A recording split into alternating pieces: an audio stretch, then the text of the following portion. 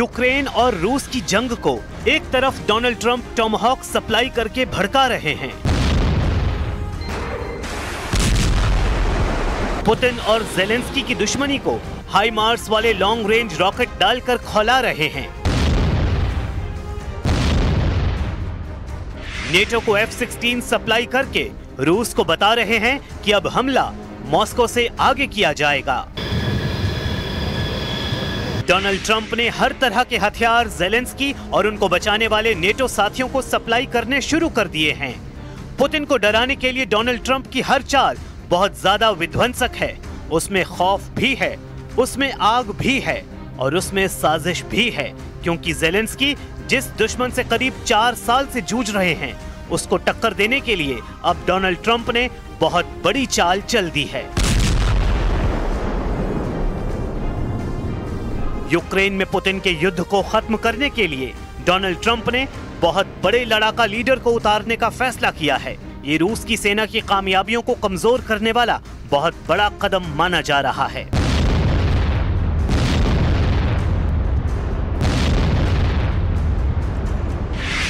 तुर्की के राष्ट्रपति एर्दोआन वो शख्स हैं जो पुतिन की पीठ में बहुत बड़ा छुरा घोंप चुके हैं। सीरिया में जिस तरह से ईरान और रूस समर्थित बशर अल असद की सरकार उखाड़ने में एर्दोआन ने भूमिका निभाई, अब यूक्रेन के युद्ध में वैसी ही साजिश रची जा रही है। रूस इसे साफ साफ देख रहा है, क्योंकि ट्रंप ने कह दिया है कि अब यूक्रेन युद्ध का फैसला एर्दोआन करेंगे।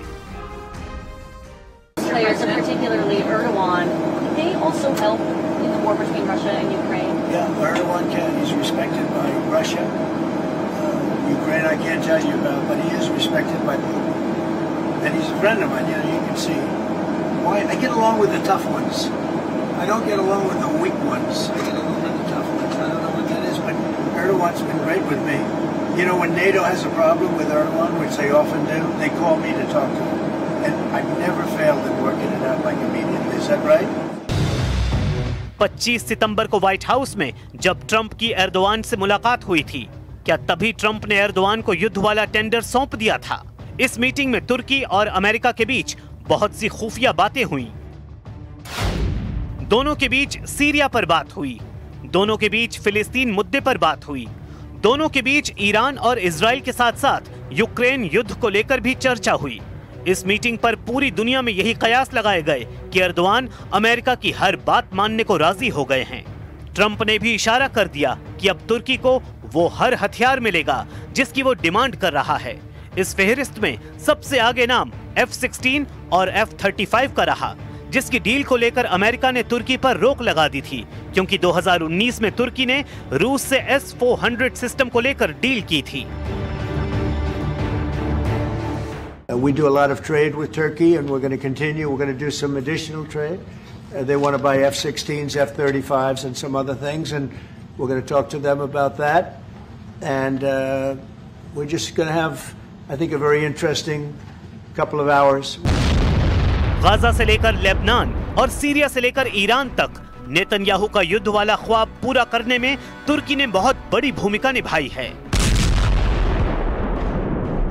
इसकी वजह है ये शख्स, जिसको दुनिया पहले अबू मोहम्मद अल जुलानी के नाम से जानती थी, लेकिन दुनिया में अब ये अहमद अल शरा के नाम से जाना जाता है। जुलानी ने सीरिया में ISIS के आतंकवाद की जड़ें मजबूत की थी। खुद अपने हाथ से पता नहीं कितने मासूम लोगों के सिर धड़ से अलग कर दिए। इसी जुलानी ने 8 दिसंबर 2024 को सीरिया पर कब्जा कर लिया था, क्योंकि उस तख्तापलट में तुर्की और अमेरिका के अलावा इजराइल ने भी जुलानी की मदद की थी। ये बात खुद नेतन्याहू कबूल कर चुके हैं कि उन्होंने सीरिया में बशर अल असद को सत्ता से बेदखल कर दिया। कभी इस शख्स पर अमेरिका ने $1 करोड़ का इनाम रखा था और अब ये सीरिया का राष्ट्रपति बन चुका है। तुर्की का करीबी जुलानी डोनाल्ड ट्रंप सरकार का भी यार बन चुका है। पिछले साल 8 दिसंबर को सीरिया पर कब्जा करने के बाद जुलानी तुर्की और अमेरिका का खासम खास बन चुका है। जिस जुलानी ने रूस के साथ ही बशर अल असद की सरकार को हटा फेंका और ईरान को भी सीरिया से बाहर कर दिया, वो जुलानी 2 महीने बाद फरवरी में तुर्की जाकर एर्दोआन से मिला और फिर अगले 3 महीने बाद मई में सऊदी अरब जाकर डोनाल्ड ट्रंप से भी मिला था। यानी पुतिन के दुश्मन को ट्रंप ने भी सराहा और एर्दोआन का तो ये सबसे पसंदीदा लड़ाका है। अब सवाल है कि यूक्रेन के युद्ध को लेकर एर्दोआन यानी तुर्की ट्रंप को कौन सी सर्विस दे सकता है। ट्रंप का अब एक ही मकसद है, गाजा में युद्ध बंद कराने का ऐलान करके वो पूरी दुनिया का बॉस बनना चाहता है। ऐसा इरादा वो इजराइल की संसद में जाहिर कर चुके हैं जब हमास और इजराइल के बीच युद्ध विराम का ट्रंप इजराइल में ऐलान कर रहे थे। If you think we settled 8 wars in 8 months, I'm now including this one, by the way, if that's okay. They may say, well, that was quick, because yesterday I was saying 7, but now I can say 8. The hostages are back. The hostages are back. 8 युद्ध खत्म कराने का दावा करने वाले Donald Trump Ukraine को लेकर अलग मूड में हैं।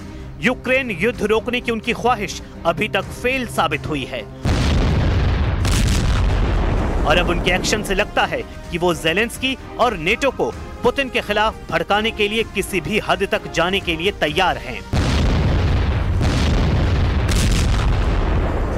पुतिन इस बात से बहुत अच्छी तरह वाकिफ हैं, इसलिए उनकी सेना ने यूक्रेन को जलाने का नया दौर शुरू कर दिया है। ओदेसा से लेकर खार्किव और सुमी से लेकर ज़पोरिजिया तक यूक्रेन ऐसे ही जल रहा है। पुतिन की सेना ने यूक्रेन पर 3.5 साल के युद्ध में सबसे खतरनाक अटैक को अंजाम देना शुरू कर दिया है। रूस इस बार यूक्रेन पर नहीं बल्कि नेटो पर सबसे बड़े हमले के लिए खुद को आजमा रहा है, क्योंकि अमेरिका और नेटो ने भी रूस को दबाने में कोई कसर बाकी नहीं रखी है। यह है पुतिन की यासीन क्लास की पनडुब्बी और यह है पुतिन की ऑस्कर क्लास की पनडुब्बी। दोनों न्यूक्लियर सबमरीन हैं। दोनों डोनाल्ड ट्रंप की उस धमकी का जवाब देने के लिए तैयार जो उन्होंने पुतिन को दी है। दोनों सबमरीन के कमांडर टारगेट सेट करते हैं। ऑर्डर जारी किया जाता है कि दुश्मन को पूरी तरह तबाह कर दो। इसके बाद पूरा क्रू हरकत में आ जाता है क्योंकि मिसाइल लॉन्च होने को तैयार है। प्रशांत महासागर में अलास्का से बहुत करीब ये मिसाइल दागी गई। जाहिर है जवाब डोनाल्ड ट्रंप को दिया जा रहा है। वो इसलिए क्योंकि डोनाल्ड ट्रंप ने भी पुतिन को धमकाने वाली बहुत बड़ी बात कही है। अपने 9 महीने के कार्यकाल में ट्रंप ने वो गलती की है जिसने पुतिन का गुस्सा मिसाइल की रफ्तार से बुलंदी पर पहुंचा दिया है। दोनों तरफ अब परमाणु पनडुब्बी वाला खौफ मंडराने लगा है और फिलहाल इसकी सबसे बड़ी वजह डोनाल्ड ट्रंप बन चुके हैं। रूस से टक्कर को लेकर डोनाल्ड ट्रंप ने वो बात आधिकारिक तौर पर कह दी है जो 2 महीने पहले तक अमेरिका में सूत्रों के हवाले से कही जा रही थी। रूस और अमेरिका के बीच इस वक्त परमाणु युद्ध वाला खतरा माउंट एवरेस्ट वाली ऊंचाई पर पहुंच चुका है।